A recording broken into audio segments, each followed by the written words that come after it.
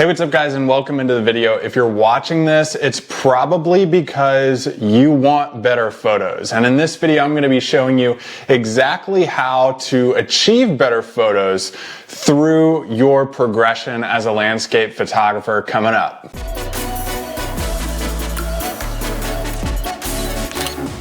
Welcome into the video. If you're into landscape photography, subscribe to this channel so you can get more tips on how to take better photos like the one we're getting into in this video. Now, what we're going to be talking about in this is actually doing self-critiques of your images. And I want to go through the process of that and explain why I do it, why it helps me as a landscape photographer, and ultimately why I think it's the one thing that every landscape photographer needs to do to achieve better photos and achieve better photos in their own style. You know, you can reach out to people on like email, Instagram, Facebook, and I would encourage everybody to continue to do that with me. You can reach out with me in DMs and Instagram and continue to do that, and I'll help you any way I can. But self-critique is the one way that you stay within your own personal style and you get to judge your photos by yourself, but also remain consistent with your photo style. So there's no right or wrong in landscape photography. You just always have to think about, what am I doing as a landscape photographer and to improve on my own in the field, and how do I see those images? So look on my screen right now, I'm in Photoshop. I'm actually going to be drawing all over this image here. But you see, this is a really cool image of like this cypress tree that's just sitting alone in the fog in the morning. It's right after sunrise. It's a really warm, nice sunrise photo. But we have to think about, how can this be better? And looking at it right off the bat, you may think, well, this is just a cool photo, like share it, do whatever. But I always think there's always room for improvement and room to learn out of every photo. So when I look at this, I automatically think, yes, awesome. I appreciate this photo. I think it's a good photo. I think it complements my style. I'm very proud of it. I'm happy with it as a landscape photographer. But next time when I'm in the field, how do I improve myself as a landscape photographer? So that's what I want to look at, is self-critiquing this. And you'll see right off the bat, the one thing that I notice in this composition is that the main subject is separated by two things in the background and two tones and color tones. And we have a shadow and a highlight dissecting this tree. So what we have here is this tree, and it's being dissected right down the middle. So you get distracting elements on top, and you also get distracting elements on bottom. And this is because of the highlights in the background and the shadows in the background. So what are some of the things that we can do when we're in the field and framing something like this up for next time that we don't encounter this problem? So one of the things I can do is improve my framing. So you'll see the tree starts here. A higher perspective is actually going to push this horizon line up, and this tree, this subject, is going to come down. So then I can achieve that separation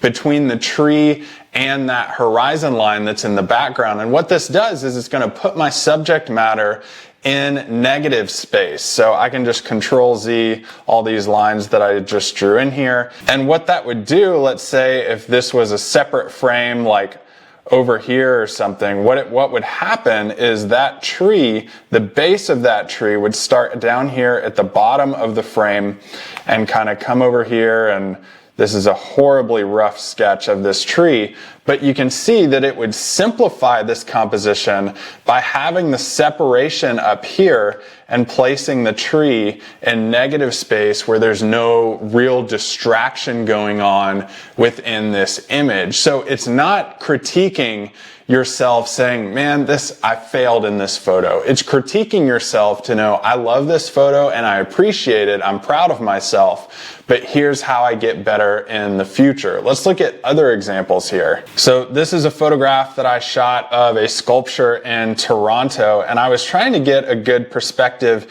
using these legs as leading lines coming in here and really drawing you to the main subject, which is the big eyeball that's on the top of this structure. But I wanted to get a sun star right here as well. But what happened here were these clouds were coming in this direction and occluding the sun. So what I tried to do was move my body, move my perspective around to try to seclude that sun star and get out of the way, with keeping my composition as well. So one of the things that I did was move over to the other side. Well, I had the composition, lighting was great. I have these legs coming in that I wanted to get. However, I lost the sun star up here that would complete that composition.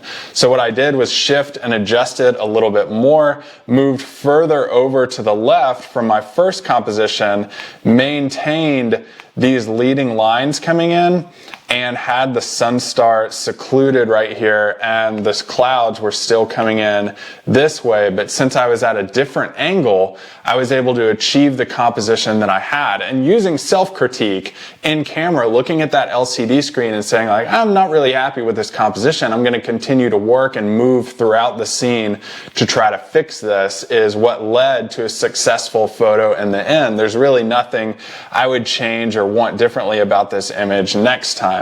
Let's keep going with this so you can see how to self-critique and get better photo results out of it. Here's a really good example of a photograph that I was trying to get this fall, actually, and having all these lines set up within this composition that are just linear lines pairing up perfectly, and then having some things coming up in these natural windows that you can see here in the background, which was some fall color peeking through.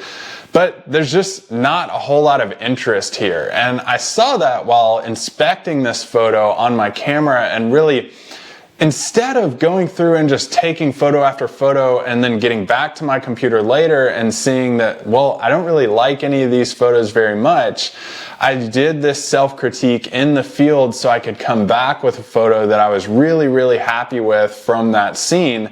And ultimately what I was able to do is come back with this image here. So I kept the patterns, the linear patterns and the natural window style that I was going for, but I blurred these out in the foreground so you couldn't really see them all that well. You have this blurring action going on, and then in the background, shooting through this natural window, you have the fall color peeking through, also pairing up some reds and greens, some complementary colors in this image. So it's always going through the process and saying, I like this photo, but how can it be better? Whittling down every single photo you take to then try to improve it just a little bit so you can be that much more proud of the photograph that you got. I mean, you be the judge here, which is better, this one or the original one we took. There's way more distraction in this image.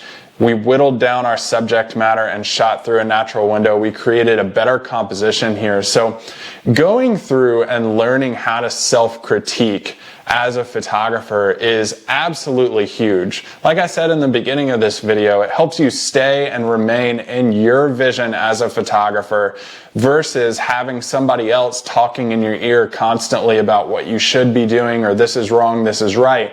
That's through their creative style. And I enjoy helping people that way. I enjoy when people seek me out to ask advice on their photography. Again, you can reach out to me on email and Instagram, but ultimately, I think that when it comes down to it, when you're in the field, think and go through the processes of what's distracting here and how can I improve this composition, work with my settings, maybe use a longer exposure, shorter exposure, change up the aperture, have a blurred foreground or blurred background, and do it that way, because then you remain in your own creative vision and your own creative style, and ultimately you can take better photos that way. So even going through older images that you have in your portfolio, go back and look at those so that when you see an image from like a local place that you can easily get to and visit, you can say, I like what I did here in the past, but here's how I can change up my composition and take a more compelling